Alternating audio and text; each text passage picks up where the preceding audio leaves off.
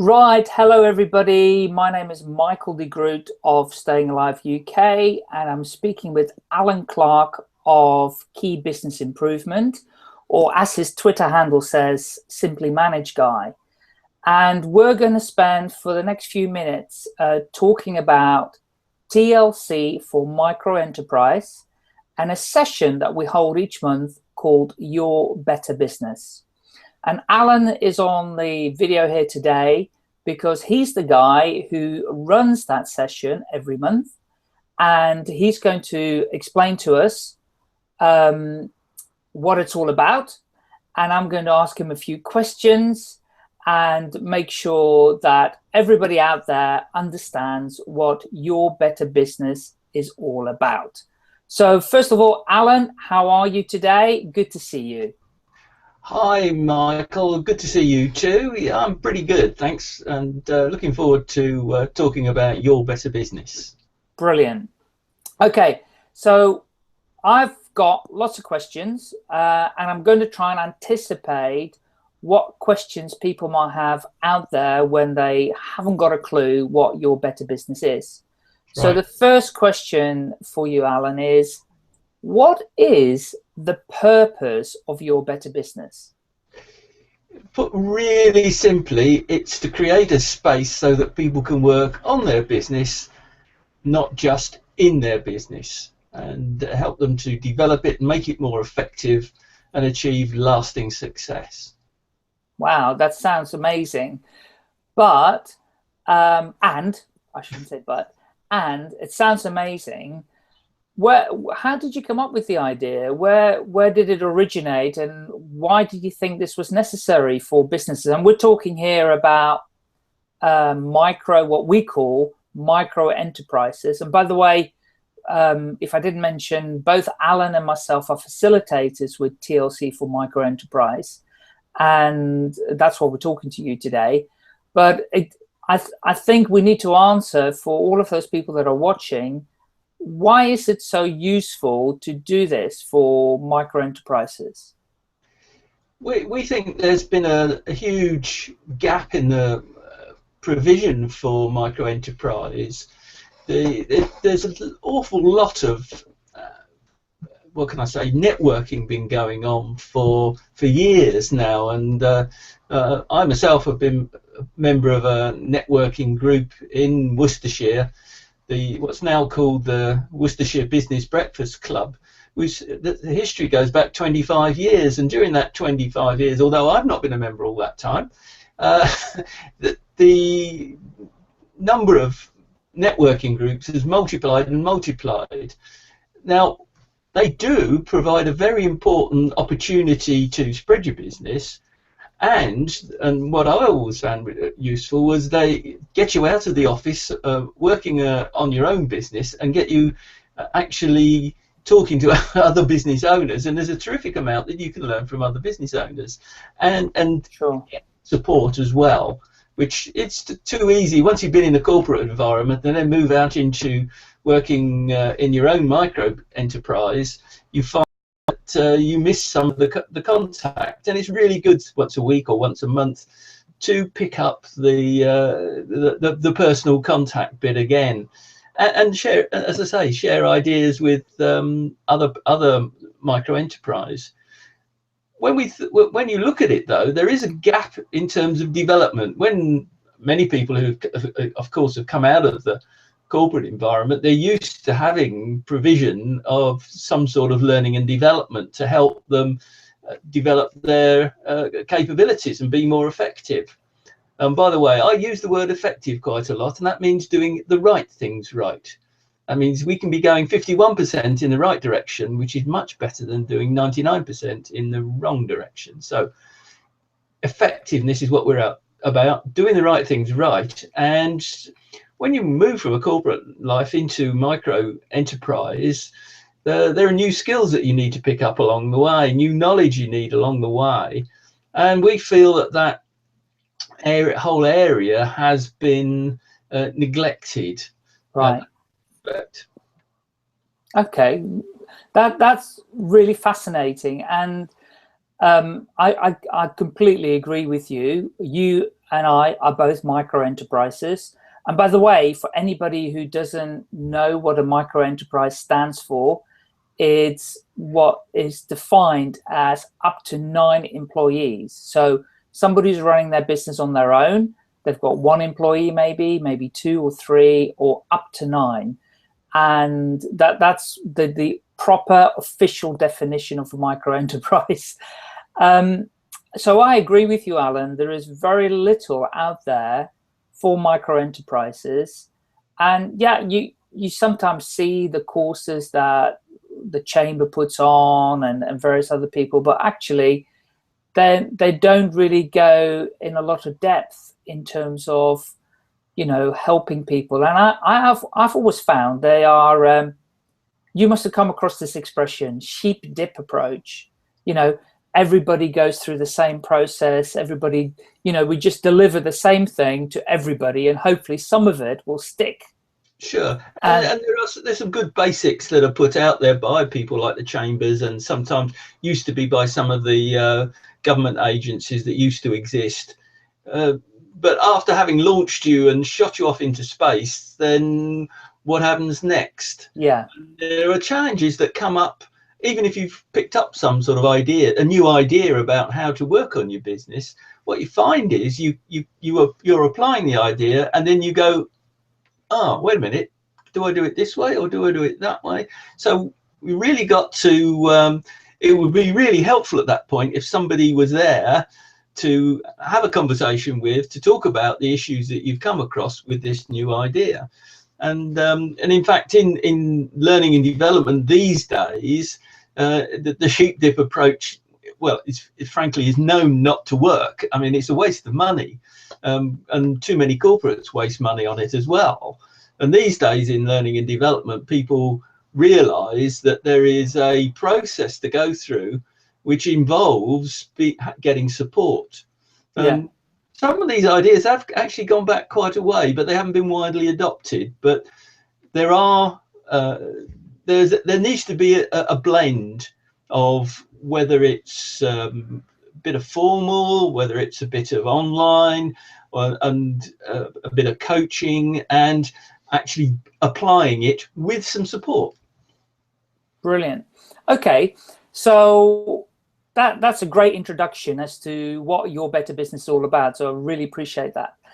So then, what are some of the typical Your Better Business sessions that you might have run, or maybe you're thinking about running in the future, just to give the viewers a taste of what they might or could be expecting when they come and join a session like Your Better Business in the future?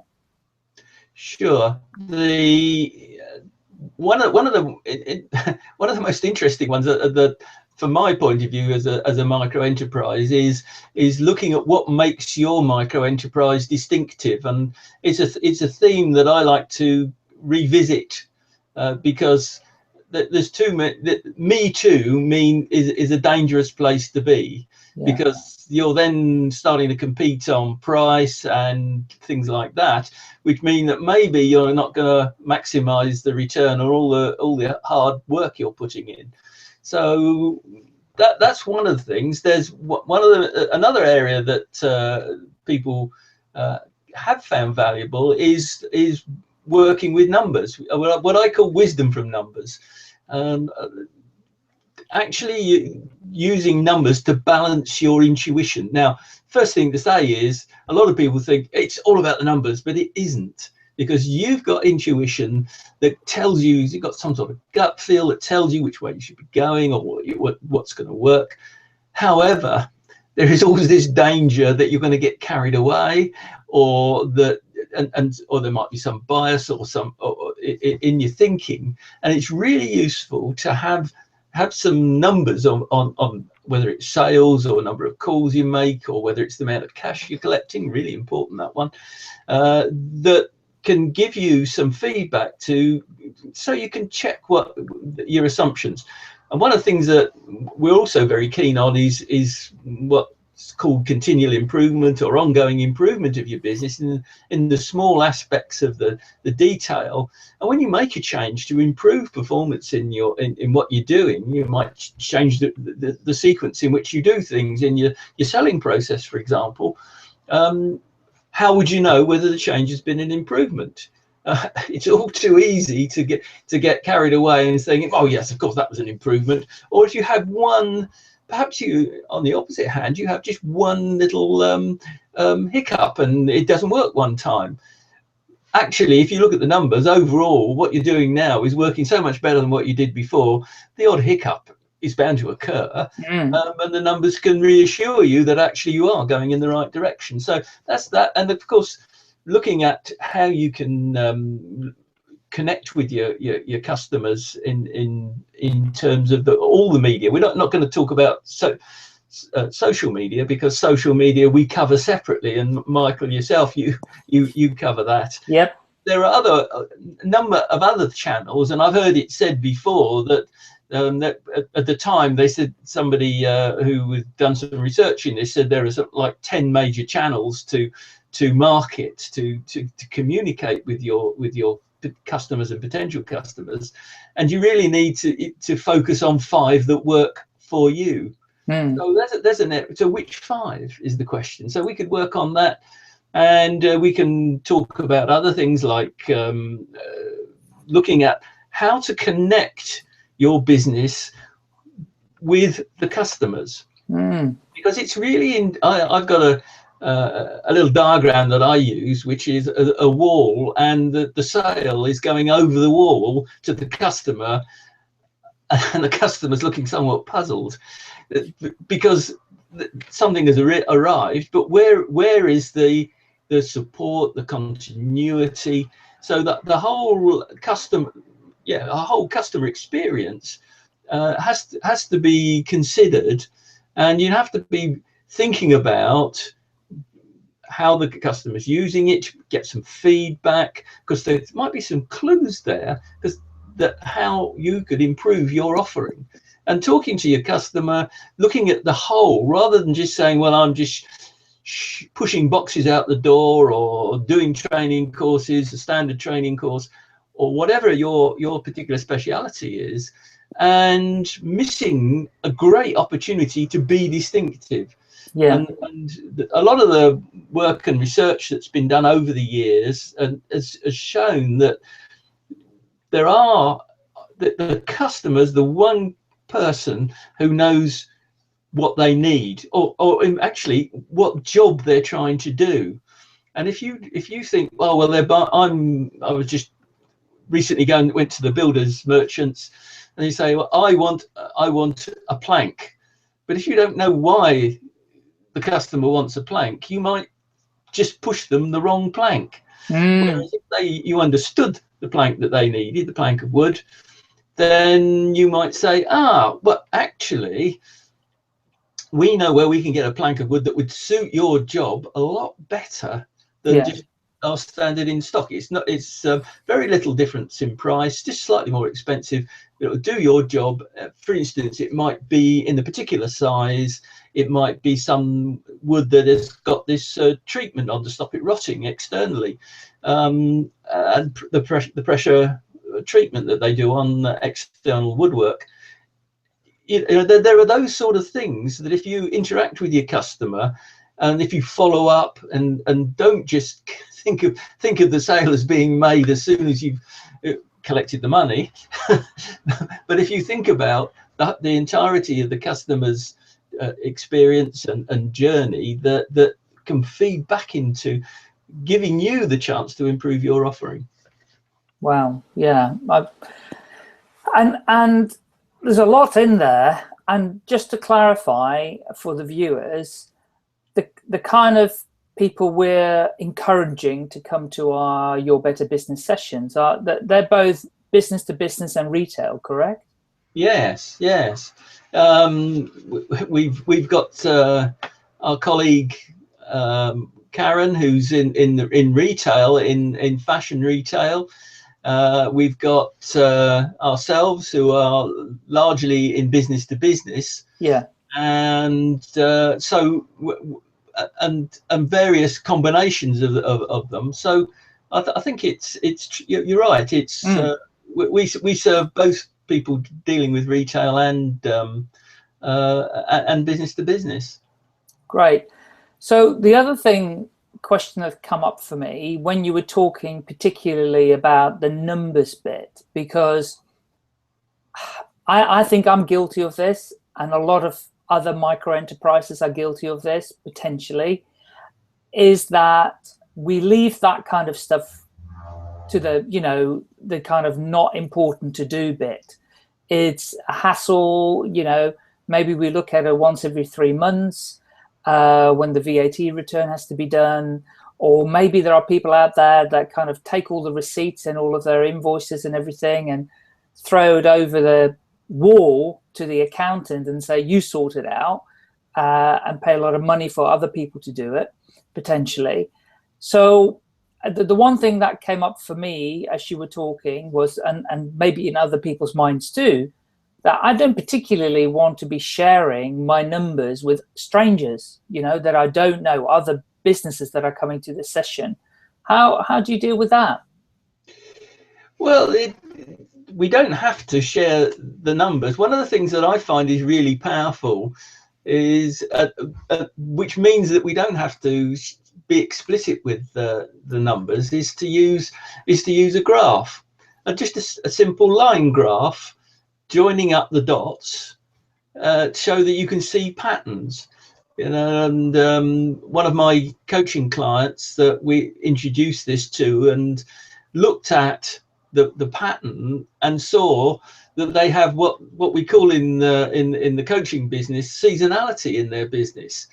And it was, the seasonality was caused, but there was a huge amount of sales at one part of the year in over about 3 months, and then it tailed off. And you see this in retail, of course, with Christmas, the 3 months leading up to Christmas. But there's a pattern. Yeah. These patterns are really interesting. You don't have to put the numbers on. You can, in fact, print a graph out on whatever thing. You can draw it by hand. In fact, I'm really keen that people draw things by hand. There is a temptation these days not to use graph paper and to use the computer. Yeah. Whatever you use, it's really interesting to just see how what plot the dots and see what the pattern is. And immediately you can relate the numbers to things that happen in the real world, such as some sort of seasonal pattern, or the fact that in the case of my coaching client, they had one massive customer who came back every year, which was really good. What he did was to distort the whole year. Then all their work was the major part of their work was in over a 3 month period for this particular client. Now, that led to the question of, well, so what if we had another client? You know, and I'm very much a favour of something that I heard many years ago, not my idea, which is called the rule of one. See, it's not a big number, is it? It's a simple number. Yeah. So how about finding one more new client? Yeah. Can you find that one new client?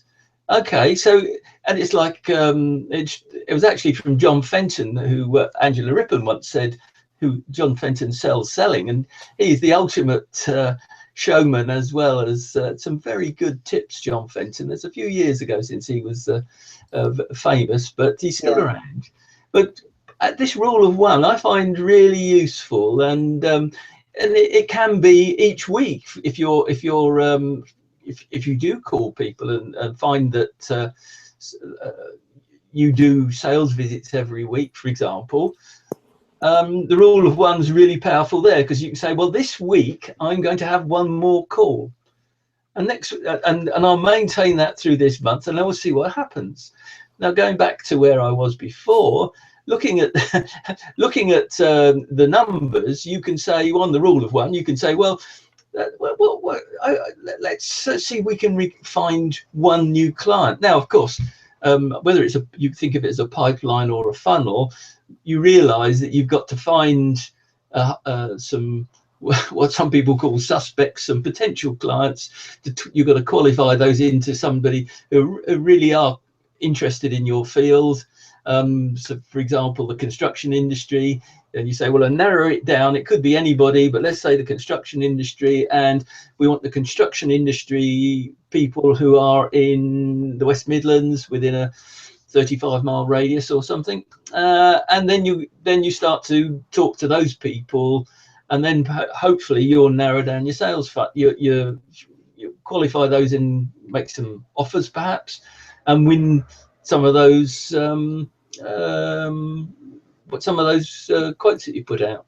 So the numbers provide a useful basis. Equally, you could be networking and come across somebody in the construction industry and get lucky, but usually that is luck, that is chance. Yeah. Anyway, if you've got the basic numbers there, they can provide this balance to your intuition and to stop you getting carried away or getting despondent. In fact, my client occasionally got despondent about this, but certainly since they've been plotting a graph, they find that and looking at the numbers, that it's funny enough, the variation in the numbers is beginning to reduce, and it's being more consistent. They haven't quite leveled it up yet, but it's looking more consistent. So is that helpful? Yeah, certainly it's helpful to help people understand that you don't need to be sharing your numbers, but if you had some graphs, then we could all be talking about it, and we can be highlighting and understanding why certain patterns are appearing. That's what I'm hearing from you. Yes, absolutely. And you don't have to have the numbers on it. You can Chipex them out if you've had it printed on by computer. Yeah. But once you've got a pattern there, you can say, well, why have I got this pattern? What happened there to cause that spike, or what happened there to cause that dip? And I'm proceeding that way. Okay. All right, so that's clear. So if I come to a session then, and we've done whatever we've done from all the different things that you're doing, so how can I then implement some of the learning then in my business? How does that work, and how could you or can you support me with that? So I've learned something new in Your Better Business. I'm now going to go away and implement it. And so what happens next, really? Well, yes, I think that this is looking at a further aspect of Your Better Business, because if you've learned the new idea, and really what in your own interests is to decide to try it. Yeah. And in terms of helping you stick to it, really you can make a commitment to yourself. It's not to the group, but you can make a commitment to yourself at the group to say, I'm going to try this. Yeah. And so you can come back then next month and say to the group and share with the group what the outcome was. And right. And as far as I'm concerned, in the follow-up meeting, it's not a case of failure. It's what did you learn? If it didn't work, what did you learn? And frankly, we learn much more from the things that didn't work out than we did from the things that do work. You know, because it starts to get us to ask questions about, so if that didn't work, do I just need to hang in there? Do I need just to persist and try it for a little bit longer? Okay, and perhaps perhaps I've noticed that I'm getting better at doing whatever it is I undertook to do at the previous meeting, and perhaps I just need to hang in there a bit. And then in these situations, you've really got 5 choices of what you can do when something doesn't work. You can, number one is just hang in there, and it may be that just trying it for another month, you might begin to see the effects come through, because as most people will experience, often you don't get the sale immediately. There's a process to be gone through and blah blah. So in that terms, hanging in there might be a fairly common response to something not working. The next one is to actually think about changing the way you do it, the process, the way you're doing what you're doing. You're trying something different, but maybe that way of doing what you're trying to do doesn't work. So maybe you've got to go and try it in a different way. You know, maybe to reduce it to the almost the absurd, instead of knocking on the door with your right hand, maybe you have to knock on the door with your left hand, and maybe that maybe that will work. Maybe that will work better. Then the third choice is perhaps you need to actually hone your skills or get some new skill. I mean, these days, and to playing to your strengths, Michael, maybe there's an aspect of social media, a new skill on social media. And, you know, somebody might not be using Twitter, and it may be that they need to add a new skill to their skill set in order to do the change that they're trying to do, perhaps get this new client in construction. And then they may actually need, fourth choice is, whoa, right? And that's where the future with TLC for micro enterprise might be able to help in doing some skills training with you. We're looking at that. But beyond that is actually new knowledge. So people come into micro enterprise, and maybe they've been a specialist in let's say sales and marketing, and they haven't really got to grips with the finance side. So maybe they need to get some really basic training on some completely new knowledge area. So that's the fourth choice. And the final choice is, which is a fairly dramatic one, is saying, well, maybe you need a completely new strategy. Maybe you need to have this one more customer, shall we say, or whatever it is the issue for you. Then when you look at it, you say, well, actually, I've tried this. I've looked at the numbers. It's not working. Let's stand back, look at the big picture, and see if we can tackle the issue from a different direction. So there's your 5 things. So you can persist, you change the process, and that's the way you're doing it. You can get a new skill. You might have to go into an area and get some new knowledge, but finally you might have to decide that you have to look at a completely new direction for getting to where you want to get to. Well, it's really interesting, because when I attended one of your sessions, which was the numbers session and the graphs and all of that, I realized that particular part of my business was really very weak, saying it in a polite way. And having learned that from you in terms of, looking at the numbers, looking at the graphs, cut a long story short, I've got an account system now that my wife, actually, who's also self-employed, introduced me to. And on my financial year is kind of November. So she's put in all the data from last November all the way up to current date. And it's made an amazing difference to my business, not only from the point of view of the processing of invoices, raising of invoices, creating purchase orders for my suppliers, but having all of the data in terms of projects. I can even record all of my proposals in there and see which ones I won and which ones I lost. And it's just been revolutionary in the way that it's changed my business. And it's allowed me to spend much more time actually developing my business than actually worrying about the numbers that I actually don't ever look at, perhaps once every 3 months. And now it's just available to me literally at one click or 2 clicks. And all the graphs, Alan, you're like this, all the graphs happen and all of that. So, and so what you've said, through all these five different actions, and get it in front of the camera, 5 different actions.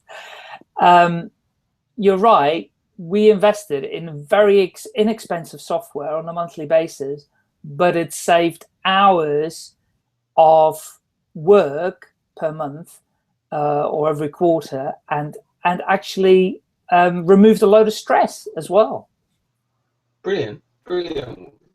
Good. Well done, and hang in there, because it'll, as your business grows, that it'll tell you more and more things, and also the numbers that can act as advance warning. Sometimes there are trends developing in your business that you might not become aware of until it's too late. Yeah, you're absolutely right. And this particular bit of software actually tells you, does a health check on all of your accounts and your sales, and it actually tells you, apart from, you know, your bank balance, because it pulls in your bank balance and calculates how much money you need to have in order to make sure you can run your business, you know. But it also tells you how dependent you are on certain customers, the point you were making about just having one customer where you get all your sales from. And yeah, it gives those alerts as well, which I'd never had before, and I hadn't realized or appreciated before, which is fascinating. Yeah. Good. Okay, so last question then I've got. I'm convinced I want to come to Your Better Business. Right. And how much does it cost? Where is it held? How often is it held? How do I get involved? Okay, well, it's held in Droitwich at the St Andrews Town Hotel once a month, usually about the second or third, depending on how the month works, the second or third Wednesday evening from 6 till 7:30, just 90 minutes. You can come along. You don't have to. We prefer it if you tell us if you're coming, because you can book via our booking system to come along, and it only costs you £5 which is really just paying for the drinks and refreshments that we put on. So it's something that's really affordable for micro enterprises. Great. Well, sounds a bargain to me, and I hope it does to everybody else that's viewing this and listening to it. So Alan, I think we've said enough. I hope the viewers that are watching this have got something from it and understand a little bit more what Your Better Business at TLC4Micro Enterprise can do for them. And all I think that's left to say is thank you, Alan, for a great explanation and understanding what it's all about. And to all the viewers out there, hopefully we look forward to seeing you at some of the next events in the future. Right. Yes. So we really will welcome you to and the different viewpoints from lots of new faces are really appreciated. We think that this is something new for micro enterprises that will really pay off, and is going to be a powerful differentiator for our group, because we want to help people, and we think that this is one of the things that's really going to help us be different and serve you. So we look forward to, as Michael was saying, we look forward to seeing you in the very near future at Your Better Business. Bye. Brilliant, Alan. Thank you for your time, and I'll speak to you soon. Yeah. Bye-bye. Cheers.